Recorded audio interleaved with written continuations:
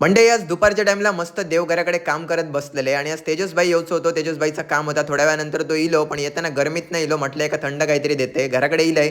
आईक सांगितले आई काहीतरी एका थंड बनवून दी. आई बोलली मस्त तुमका मॉकटेल बनवून देते. लिंबू कापल्यान. आज आपल्याकडे मिंट तर संपलेला, पण लिंबू टाकलो, सिरप टाकलो, स्प्राईट टाकलो आणि मंडई आपले मॉकटेल्स रेडी झालेले. मस्त ट्रे हातात घेतले आणि डायरेक्ट खालच्या घराकडे इले. सगळ्यांका दिले आणि तेजसबाईक पण दिले. तेजसबाई एकदम चिल झालो. अरे काय म्हणते घरातल्यांका ना वैष्णव देवी दर्शनासाठी जायचा होता.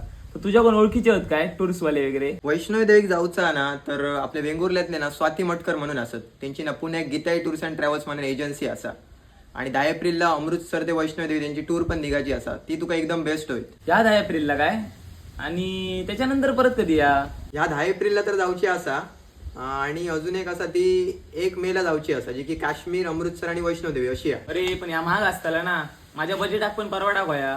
त्या दोन्ही पॅकेजाचा तुका अंदाज हा काय? दोन्ही टूर्सचा जर विचार केलास ना तर पॅकेज असा ना तर एकदम रिझनेबल आणि अफोर्डेबल असा. अरे ह्या तर एक नंबरच झाला. एक काम करतोय, आजच बुकिंग करून टाकतोय. म्हणजे तेजस तर बुकिंग करतात. आणि तुम्ही सुद्धा जर वैष्णोदेवीच्या दर्शनाक जाऊचा विचार करत असाल तर 10 एप्रिलला अमृतसर ते वैष्णोदेवी अशी टूर निघतली या.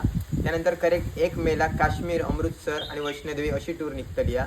तसेच तुम्ही जर कोकणात मालवण फिरा घेऊचा विचार करत असाल तर दर शुक्रवारी मालवण टूर सुद्धा निघतात. तर तुमका अशाच बजेट फ्रेंडली आणि ग्रुप टूरचा आनंद घ्यायचा असलो तर स्वाती मटकरेंका नक्की कॉन्टॅक्ट करा.